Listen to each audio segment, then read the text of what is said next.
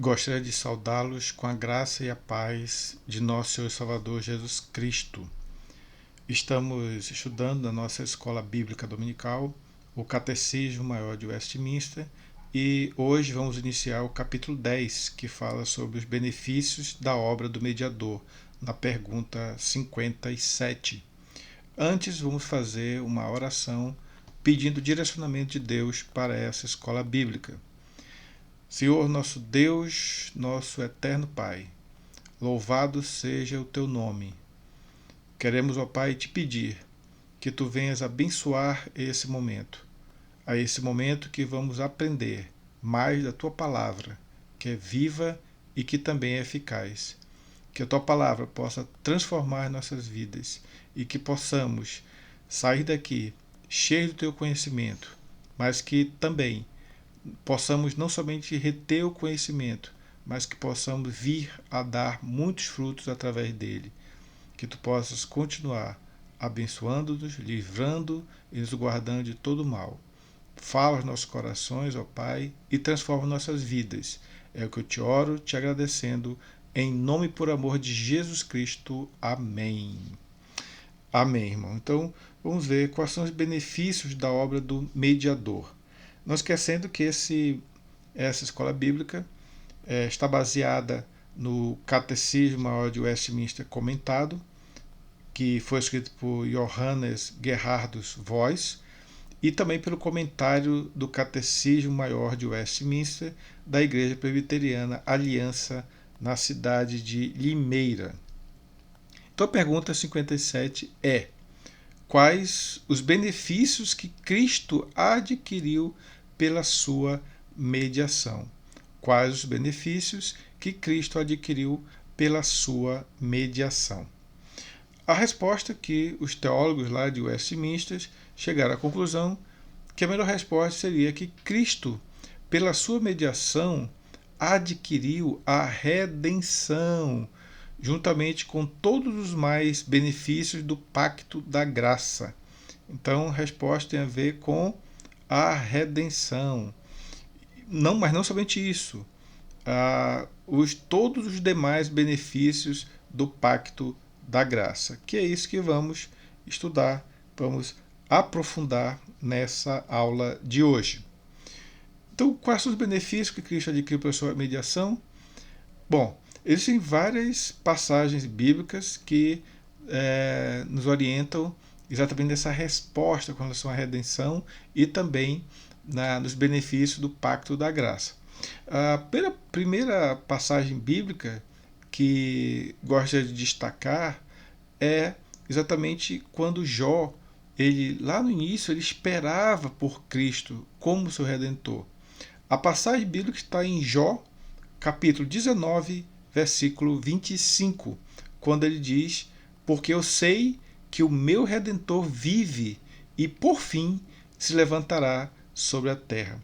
Então, Jó, claro, inspirado pelo Espírito Santo de Deus, tinha a certeza, ele esperava pelo Redentor e sabia que o Redentor dele, que é nosso também, vive e que por fim, que em algum tempo se levantaria sobre a terra. A segunda passagem está em Hebreus 9:12, que nos afirma que o sangue de Cristo obtém sim redenção para o seu povo, quando diz: não por meio de sangue de bodes e de bezerros, mas pelo seu próprio sangue entrou no Santo dos Santos, uma vez por todas, tendo obtido eterna redenção. Hebreus 9:12. Então, a redenção eterna foi obtida pelo próprio sangue. De quem? O sangue de Cristo. Não por meio de sangue de bodes, não por meio de sangue de bezerros, mas pelo seu próprio sangue. Então, o sangue de Cristo é o que nos faz obtermos a redenção. A terceira passagem nos diz que Cristo entregou sua vida em resgate de muitos. Cristo entregou sua vida em resgate de muitos, que está em Marcos 10:45, que diz: pois o próprio Filho do Homem Não veio para ser servido, mas para servir e dar a sua vida em resgate por muitos. Então, a passagem nos deixa claro que Cristo verdadeiramente entregou a sua vida em resgate de muitos. Continuando, Cristo se entregou para resgate de todos, baseado em 1 Timóteo 2, versículos 5 e 6, que diz: porquanto há um só Deus e um só mediador entre Deus e os homens, Cristo Jesus, homem, o qual a si mesmo se deu em resgate por todos, testemunho que se deve prestar em tempos oportunos. Aqui vale algumas ressalvas nessa passagem bíblica. Então, a primeira delas é que diz que há um só mediador entre Deus e os homens, que é Cristo, Cristo Jesus.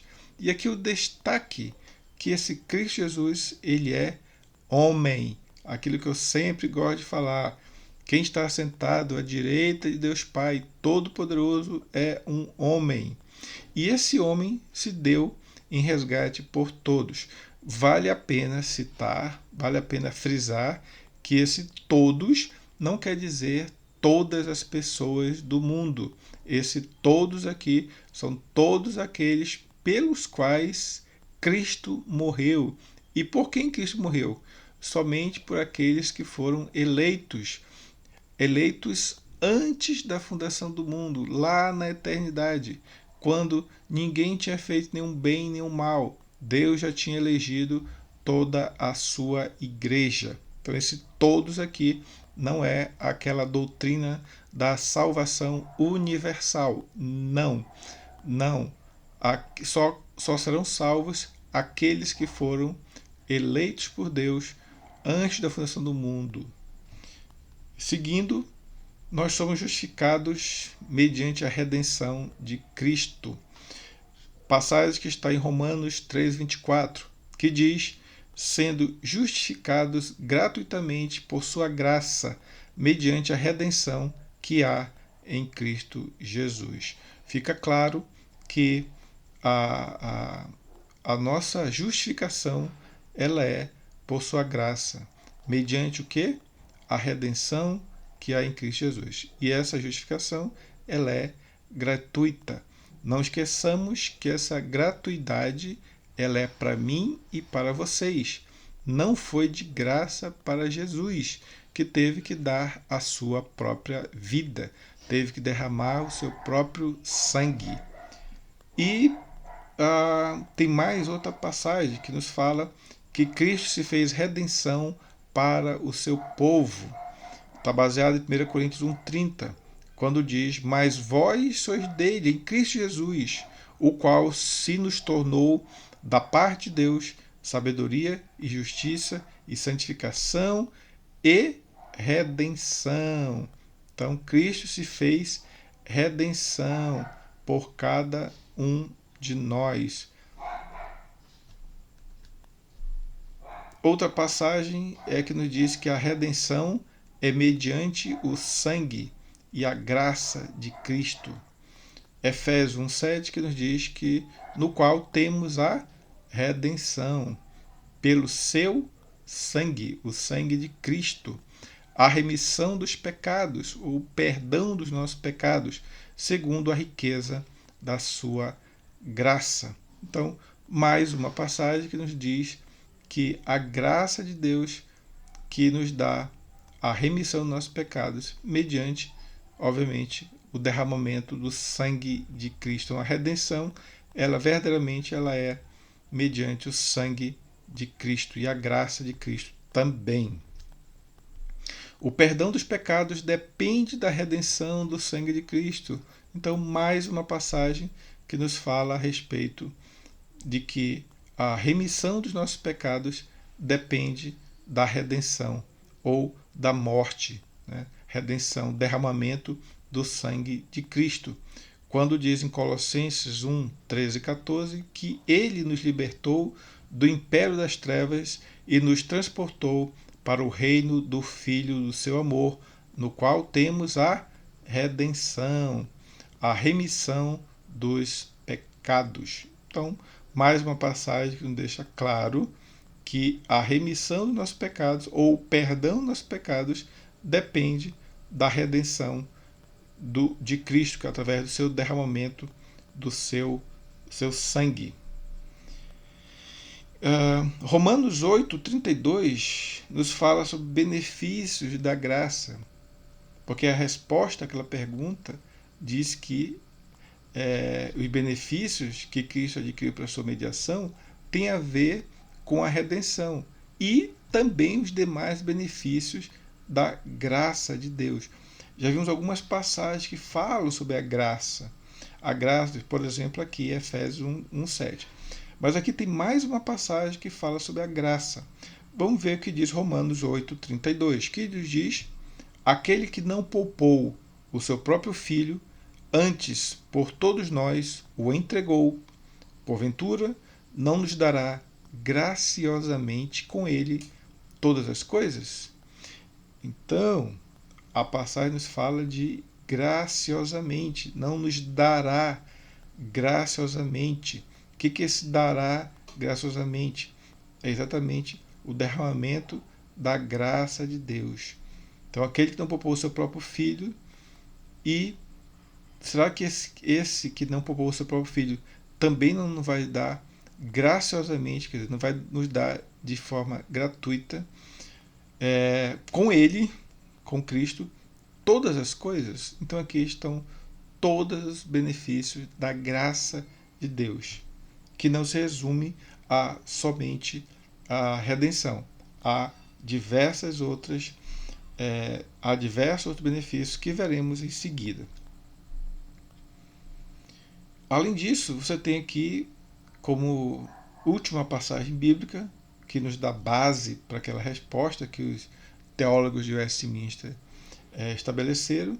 Temos também todos os benefícios da graça que alcançam, os benefícios da graça alcançam os crentes através de Cristo, alcançam todos os crentes através de Cristo. Então, 2 Coríntios 1:20, eu tenho duas versões para facilitar o nosso entendimento, uma na Almeida Revista Atualizada e a outra na Nova Versão Transformadora.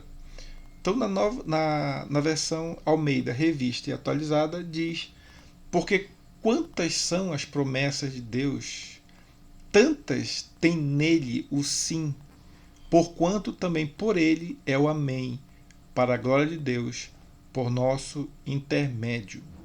Então essa aqui é a versão revista, Almeida Revista e Atualizada. Vamos ver o que diz a mesma passagem bíblica de acordo com a nova versão transformadora. Diz: pois todas as promessas de Deus se cumpriram em Cristo, como um alto e claro sim, e por meio de Cristo confirmamos isso, de modo que nosso amém se eleva a Deus para a sua glória. Talvez a versão transformadora tenha deixado um pouco mais claro a passagem de 2 Coríntios 1:20. O que isso quer dizer? Ora, diz que todos os benefícios da graça são alcançados por todos os crentes através de Cristo. Mas como assim? Vejamos que Deus fez diversas promessas. Essas promessas foram feitas no Antigo Testamento. E todas as promessas que Deus fez no Antigo Testamento se cumpriram em Cristo. Todas elas. As promessas que eram feitas no Antigo Testamento eram tipos de Cristo, ou tipificavam o Cristo que viria. E como as promessas se cumpriram em Cristo, como um alto e claro sim. Veja que esse sim ele é enfático, ele é aquele sim que é verdadeiro. E por meio de Cristo, hoje nós confirmamos essas mesmas promessas, de modo que o nosso amém, veja que toda vez que nós oramos em nome de Jesus Cristo e nós dizemos o amém. Amém significa assim seja, também de forma enfática, uma forma verdadeira. Confirmamos. né? Quando te ora, te confirma essa oração. E essa oração, essa nossa confirmação do cumprimento da promessa de Deus em Jesus Cristo, só serve para dar glórias a Deus, que é o nosso objetivo aqui na vida, é glorificar e honrar o nome de Deus e sentir gozo por isso, sentir muita alegria fazendo isso. Vamos ver agora qual é a base doutrinária para essas respostas. Vamos ver alguns elementos que nos dão base para essa resposta. A primeira coisa que é importante nós identificarmos é quais são as credenciais do mediador. Sabemos que Jesus Cristo, ele é o nosso único mediador entre Deus e os homens. É o que está em 1 Timóteo 2,5, que já tínhamos visto anteriormente. Mas só para deixar mais claro, há um só Deus e um só mediador entre Deus e os homens, que é Cristo Jesus, homem. Muito importante saber que Cristo Jesus, que está à direita de Deus Pai Todo-Poderoso, é um homem. O importante aqui dizer que Cristo não é um dentre muitos mediadores, como eventualmente alguém pode estar pensando, ou algumas doutrinas, ou algumas igrejas podem estar afirmando. Não, ele não é um dentre muitos mediadores, ele é o único. E também não é o principal deles. Não é o principal deles. Mais uma vez insisto, ele é o único mediador entre Deus e os homens. Essa doutrina aqui é muito, muito importante. Cristo não precisa de ninguém para fazer a sua mediação. Não precisa de ninguém, não precisa de nenhum presbítero, não precisa de nenhum pastor, não precisa de nenhum diácono, não precisa de nenhum membro de uma igreja, nada para fazer a sua mediação. As seguintes verdades reveladas na palavra de Deus e aceitas pela fé por nós constatam isso. Quais são as verdades reveladas? Primeiro, ele é um rei que foi prometido. Identidade perfeita conosco. Morte expiatória. Hoje está à direita Deus o Pai. E também ele é o primogênito de todos. Então vamos ver todos esses elementos em detalhes. Primeira coisa, que ele é o rei prometido, porque ele nasceu em cumprimento às profecias messiânicas para ser o rei do povo de Deus. Então ele nasceu em cumprimento a uma profecia messiânica para ser o rei do povo de Deus. Entretanto, algumas pessoas acreditavam que esse reinado de Cristo tinha algum viés político ou militar. Não, não tem nada a ver com nenhum poder político, porque o seu reinado é prioritariamente de natureza espiritual. Tanto é que Jesus falou para Pilatos: se o meu reino fosse desse mundo, os meus anjos estariam aqui lutando, pleiteando com essa situação. Não, o meu reino não é deste mundo. Cristo foi enfático ao falar isso. E há milhares de pessoas procedentes de todas as raças, na terra, no céu, sob o governo de Cristo, sob o domínio e proteção de Cristo, e que a Ele é submisso e fiel de forma absoluta.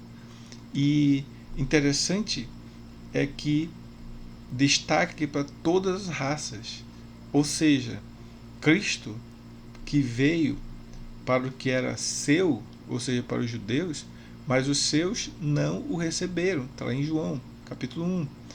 Então, o que está acontecendo, o que aconteceu, é que houve uma abertura para que os gentios, que já fazia parte do plano de Deus, obviamente, mas que os gentios também fizessem parte da igreja de Deus. Isso do ponto de vista humano. Do ponto de vista humano. porque já era plano de Deus a inclusão dos gentios. E isso foi tido na carta de Paulo aos Efésios como um dos grandes mistérios, o mistério em que Deus chama também os gentios, do qual Paulo, o apóstolo Paulo, foi o apóstolo dos gentios e pregou e implantou igrejas em diversos locais, que não reduzia somente aos judeus. O segundo aspecto é a identidade perfeita conosco, porque quando Cristo encarnou, Cristo, que é a segunda pessoa da Trindade, ele tornou-se verdadeiramente humano, sem perder a identidade divina. Esse doutrina é super, hiper importante. Cristo, quando encarnou, tornou-se humano, mas não perdeu de forma alguma a sua identidade divina. Então Cristo, ele é 100% homem e também ele é 100% Deus. Ele tem essa dupla natureza de Cristo. É um mistério? É um mistério. Eu não consigo entender direito? Sim, eu não consigo entender direito, mas pela fé, porque assim que a palavra nos diz, nós cremos ser verdade. E a igreja, ela professa que Cristo, ela é a mesma pessoa de forma psicossomática. Então essa aqui é a palavra que identifica que Cristo tem uma dupla natureza. Ou seja, ele é verdadeiramente Deus e verdadeiramente homem. Ele tem as duas naturezas. Difícil explicar, mas às vezes ele usa uma natureza humana, outras vezes usa a natureza divina. Então é complicado você explicar como isso ocorre. E não há, portanto, nenhum vínculo entre o Criador e a criatura mais real, não existe, e também mais profundo do que exatamente esse estabelecido por Cristo, mediante a sua encarnação, porque Cristo realmente tem uma identidade perfeita conosco. Por quê? Porque ele é homem. Ele é homem. Viveu como nós. Sofreu como nós. Chorou como nós. Passou fome como nós. Então, ele possui, uma identidade muito forte, muito perfeita para conosco. Mas também tem a questão da morte expiatória, porque Jesus, ele se ofereceu ao Pai em sacrifício vicário. O que é o sacrifício vicário?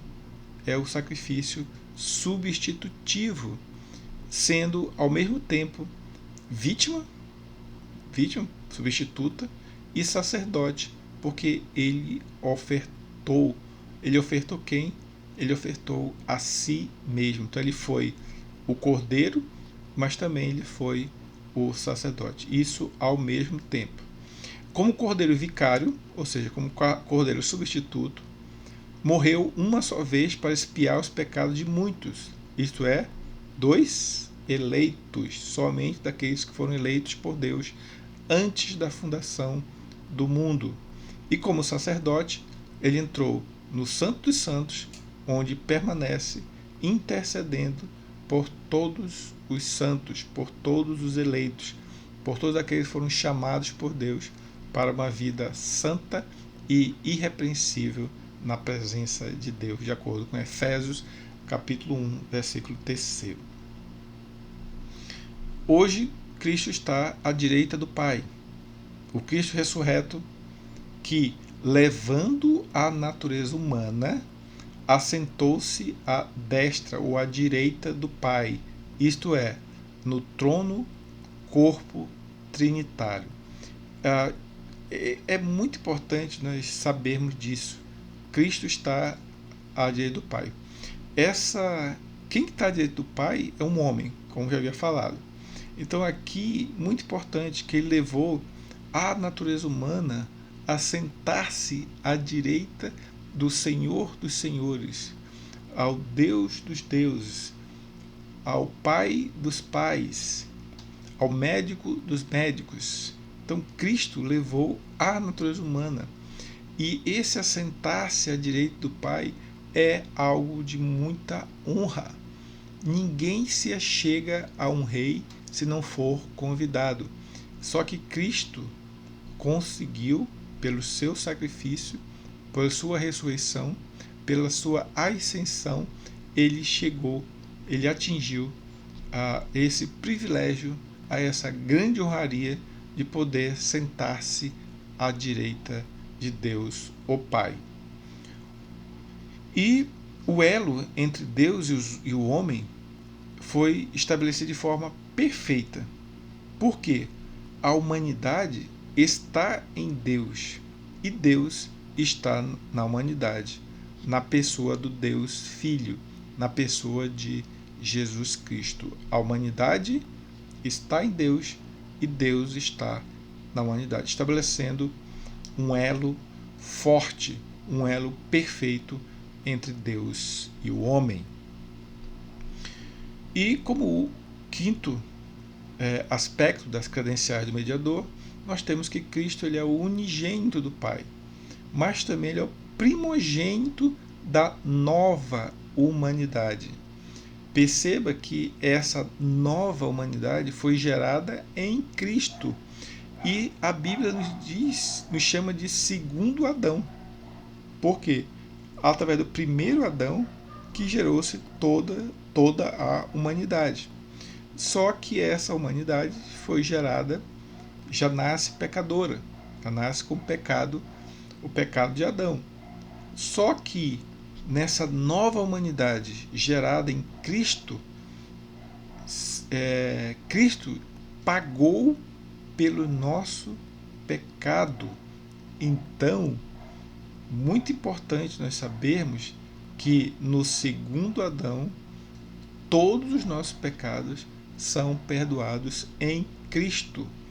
Muito importante essa doutrina, que nos diz que em Cristo nós somos uma nova criatura, que enquanto vivemos aqui na Terra, é claro, continuaremos pecadores, mas todos os nossos pecados já foram cravados lá na cruz de Cristo, e todos os pecados foram perdoados. Por isso que nós cremos em Jesus Cristo como nosso único e suficiente Salvador. E como nosso primogênito, Cristo transfere para nós a herança que por direito lhe pertence. Não esqueçamos que aqui há uma nova humanidade, nós somos uma nova criatura. E Cristo transfere para nós a herança que ele mesmo conquistou lá na cruz. E, para finalizar, essa doutrina das credenciais do mediador, vale a pena deixar muito claro que somente Cristo ele possui tantas e tão eficazes credenciais para ser o único mediador entre Deus e os homens, o único.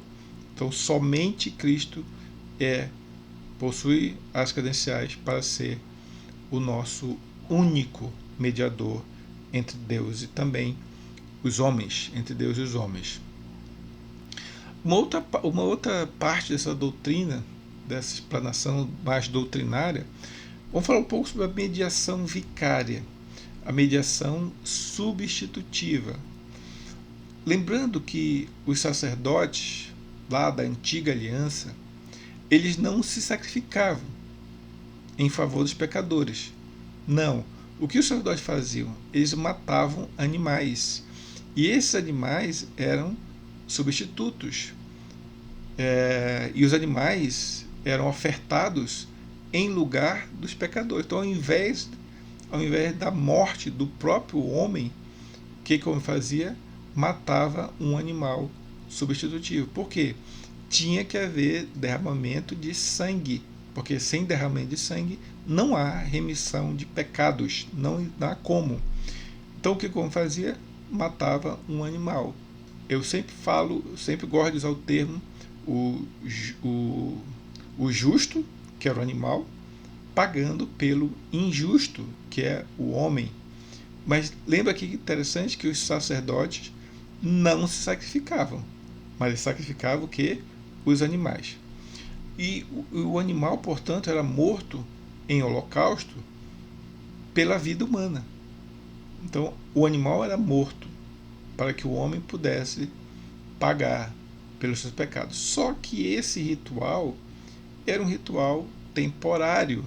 Não esqueçamos que todos esses elementos do Antigo Testamento ou da Antiga Aliança, eles sempre apontavam para Cristo. Cristo, sim, ele é o Cordeiro de Deus que tira o pecado do mundo. Quem falou isso foi João Batista. Então, um animal, ele era morto. Mas interessante que esse animal, ele não tem racionalidade. O animal, ele é irracional. E, portanto, o animal não pode pecar.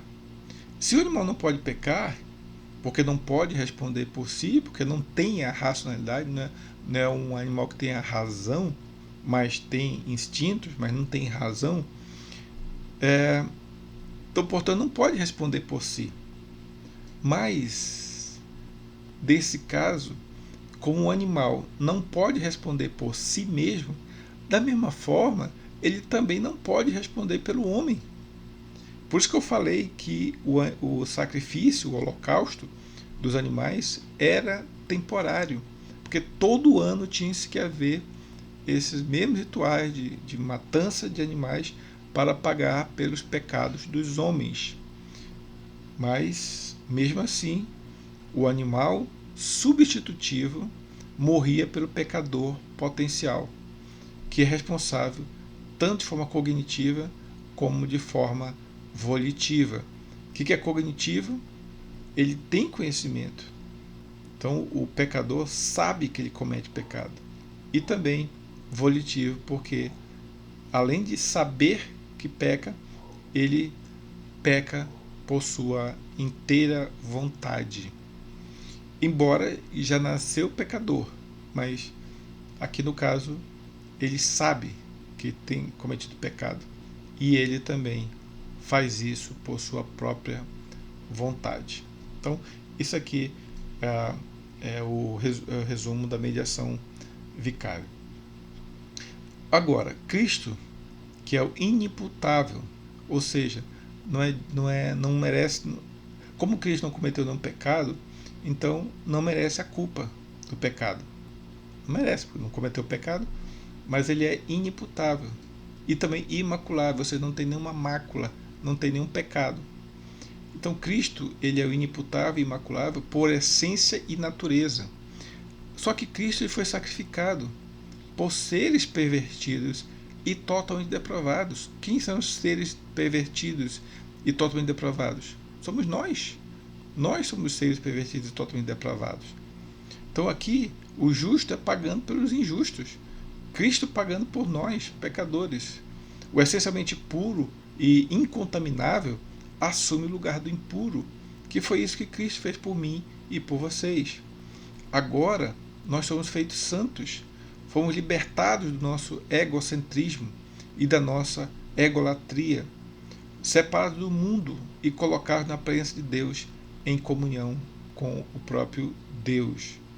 A nossa reconciliação com Deus dá-se na cruz, no momento exato da morte do Cordeiro, o Cordeiro de Deus que tira os pecados do mundo. E como terceira aspecto dessa doutrina, temos que falar sobre a mediação por identificação conosco. Então Cristo é nosso mediador porque ele se identifica perfeitamente conosco. Em primeiro lugar, sabemos que a mediação de Cristo ela não se processa pela sua autoridade, nem pelo seu poder. Mas o Cordeiro Vicário, ele tornou-se um de nós. Ele assumiu a nossa existência. Ele se tornou exatamente um homem. Tanto é que ele teve que se humilhar para ser o igual a nós. Isso em diferentes aspectos, desde o nascimento, o seu crescimento, a sua socialização, problemas familiares, lutas, conflitos éticos, políticos, religiosos, padecimentos, prisão, condenação, crucificação, morte e também sepultamento. Então veja que Cristo, ele para que ele pudesse ser o nosso mediador, ele teve que fazer tudo isso. Ele teve que nascer de uma mulher comum, um homem comum. Nasceu numa manjedoura, cresceu, aprendeu um ofício, carpinteiro, com José, o seu pai, teve que se socializar, problemas familiares, eventualmente, lutas, enfim, até sua morte e sepultamento. Então, Cristo tornou-se mediador não por causa da sua autoridade, nem também por seu poder, mas exatamente por ele ter passado por todos esses elementos, assumindo a nossa existência humana. Então, a partir da sepultura é que ele vai além de nós e nos leva com ele à vitória final, que tem a ver com a ressurreição, a ascensão, exaltação, mas também há uma promessa de uma segunda vinda para nos levar junto com ele. Então, tudo começa com a sepultura, mas não para na sepultura. Ele mesmo, Cristo, ele mesmo passou pela ressurreição ao terceiro dia. Ele mesmo ascendeu aos céus. Ele mesmo foi exaltado sobremaneira. Ele mesmo está à direita de Deus Pai Todo-Poderoso.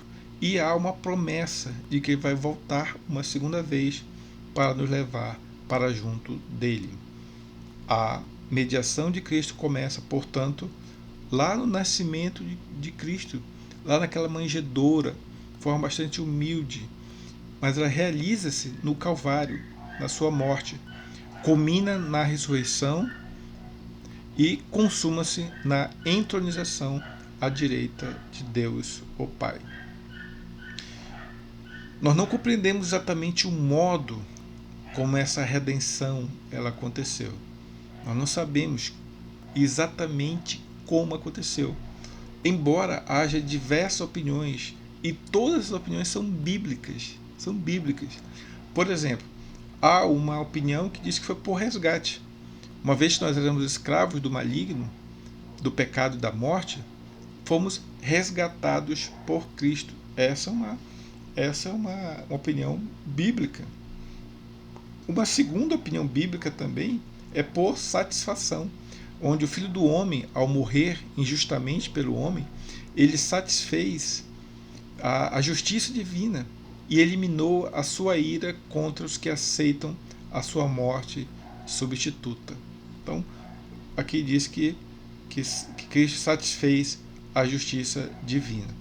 Há uma terceira opinião que é por conquista, que Cristo, pela encarnação, vida, paixão, morte e ressurreição, ele venceu os poderes do mal que escravizavam o homem, libertando e assumindo o senhorio sobre ele. Então Cristo conquistou, ele nos conquistou através da sua vida, morte e ressurreição. Mas, entretanto, nós sustentamos que foi por simplesmente substituição. Então, por que ele é nosso mediador? Porque ele nos substituiu, ou seja, o Cordeiro Vicário, o Cordeiro Substitutivo, morreu em nosso lugar. Então, simples assim, a explicação da real mediação de Cristo por nós se deu porque ele nos substituiu na morte. Para finalizar, algumas perguntas que estão relacionadas com esse tema e que talvez vá nos dar mais esclarecimentos sobre essa doutrina, sobre essa pergunta. Então, qual o significado da palavra mediação? Ora, mediação significa agir como intermediário na reconciliação de partes que estavam em inimizade. Então, nós que éramos inimigos de Deus, agora nós não somos mais inimigos, porque Cristo fez a paz, trouxe-nos a paz. E essa paz é a paz que excede todo o nosso entendimento. Então, Cristo é o intermediário exatamente nessa reconciliação entre nós e Deus. E qual o sentido da palavra redenção? Ora, redenção significa recuperar de volta uma propriedade mediante o pagamento do preço de um resgate. Então, redenção tem a ver com pagamento de um preço. Se quer resgatar alguma coisa, paga-se o preço. E isso inclui o resgate de pecadores da morte. Nós que estávamos mortos em nossos delitos e pecados, fomos resgatados. Cristo pagou o preço para nos resgatar, para nos restaurar. E que pagamento foi esse?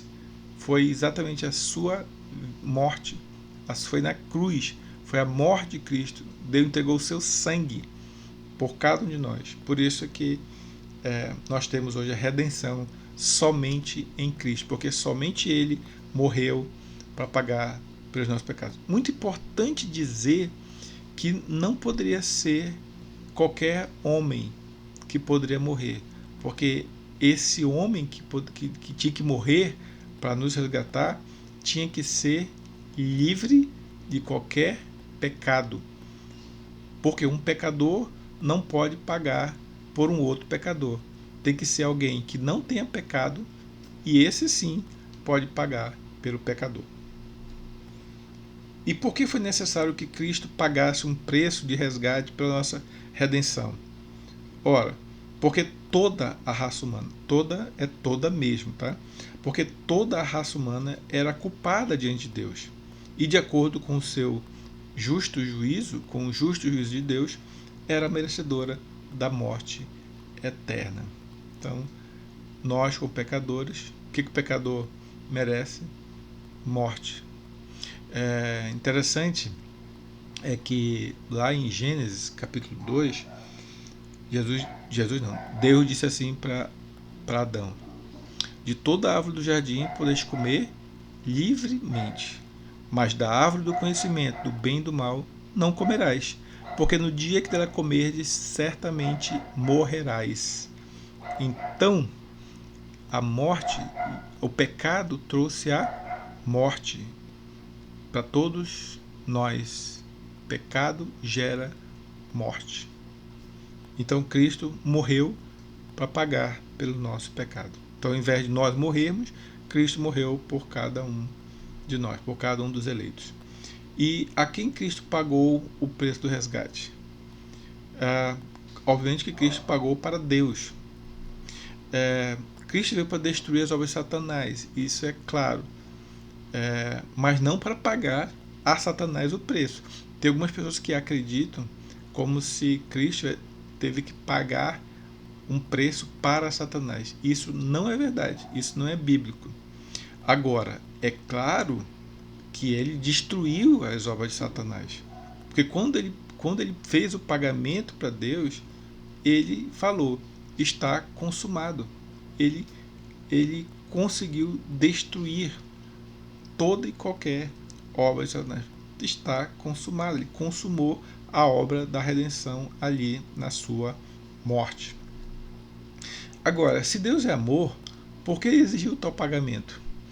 Essa é uma outra pergunta que muitos se fazem. Se Deus é amor, por que não salva todos de forma universal? Ora, simplesmente porque, ok, Deus é amor, isso é bíblico. Mas também Deus é justiça e Deus também é santidade. E, ainda mais, Deus não pode negar-se a si mesmo. Ora, se ele perdoasse sem um pagamento de um preço, sem um pagamento de um resgate, ele estaria negando a sua própria justiça. Portanto, é indispensável que um substituto, alguém sem pecado, muito importante, sem pecado, levasse a culpa pelo pecado. Porque, de outro modo, Deus jamais poderia perdoar os nossos pecados. E, além da redenção, que outros benefícios do Pacto da Graça Cristo obteve para o seu povo? Ora, que outros benefícios foram esses? Aqui eu vou me basear no breve catecismo de Westminster, perguntas 32, 36, 37 e 38. Então, além da redenção, quais são outros benefícios? Primeiro, a justificação, a adoção, a santificação e diversas outras bênçãos derivadas destas. Então, nós somos justificados, nós somos adotados, nós somos santificados continuamente. Inclusive também a certeza do amor de Deus, a paz de consciência, a alegria do Espírito Santo, crescimento em graça e perseverança até o final, que é baseado na pergunta 36 do breve catecismo de Westminster. Também todos os outros benefícios que alcançam o crente, tanto na morte, quando as almas dos crentes são aperfeiçoadas em santidade e imediatamente entram na glória. Muito importante isso aqui, que quando o crente morre, ele entra imediatamente na glória com Deus. Mas quem entra lá é somente a sua alma, ou o seu espírito, como queira. Nós somos dicotomistas. Nós acreditamos que existe corpo e alma, ou alma ou espírito pode ser usado de forma intercalada. Mas aqui também, além da morte, você também tem aqui um outro benefício, que os corpos, então aqui falei sobre a alma, né? Agora falei sobre os corpos, descansam na sepultura até a ressurreição, baseado aqui na pergunta 37 do breve catecismo de Westminster. E na ressurreição também, onde os crentes são ressuscitados em glória. Então, na nossa ressurreição, que vai acontecer, ou se Cristo voltar, enquanto vivos, né? Então a nossa ressurreição vai ocorrer, vamos ser arrebatados e subir até os céus, ou se nós estivermos mortos, nossos corpos vão ressuscitar, e esse corpo vai ser ressuscitado com o corpo em glória, ou corpo glorificado, e seremos publicamente reconhecidos e absolvidos no dia do juízo, e gozaremos da presença e amor de Deus por toda a eternidade. Então, meus irmãos, essa foi a resposta, né, a pergunta de número 57, que, né, nos questionou aí quais são os benefícios, né, da mediação de Cristo, que tem a ver, a resposta tem a ver exatamente com a redenção que nós obtivemos em Cristo e também pelos demais benefícios da graça de Deus para as nossas vidas. Que o Senhor Deus possa estar nos abençoando e que a sua palavra possa ter gerado em nós muitos frutos, que a palavra possa ter sido transformadora para nossas vidas. Vamos orar mais uma vez. Senhor nosso Deus, queremos louvar e engrandecer o teu santo e poderoso nome. Só tu, ó Pai, és digno de receber o nosso louvor e a nossa adoração. Adoração é essa que, de acordo com a tua palavra, tem que ser em espírito e em verdade. Que possamos ser sinceros, ó Pai, na nossa adoração. Mas que também, ó Pai, possamos seguir as tuas orientações bíblicas para a maneira correta que tu queres ser adorado. Queremos, ó Pai, declarar que importa, ó Pai, que tu venhas a crescer e que nós venhamos a diminuir. Que nós possamos, ó Pai, colocar sempre diante de ti as nossas petições, as nossas dúvidas, as nossas inquietudes. E que, ó Pai, possamos sair daqui cheios do teu conhecimento, para que possamos, em primeiro lugar, para que possamos explicar a quem nos pedir qual é a razão da nossa fé. Como vamos responder, ó Pai, nós não tivermos o conhecimento que vem de Ti? Impossível. Mas damos graças a Ti, ó Pai, graças a Deus, que Tu mesmo nos ensina através da Tua palavra, que é viva e que também é eficaz.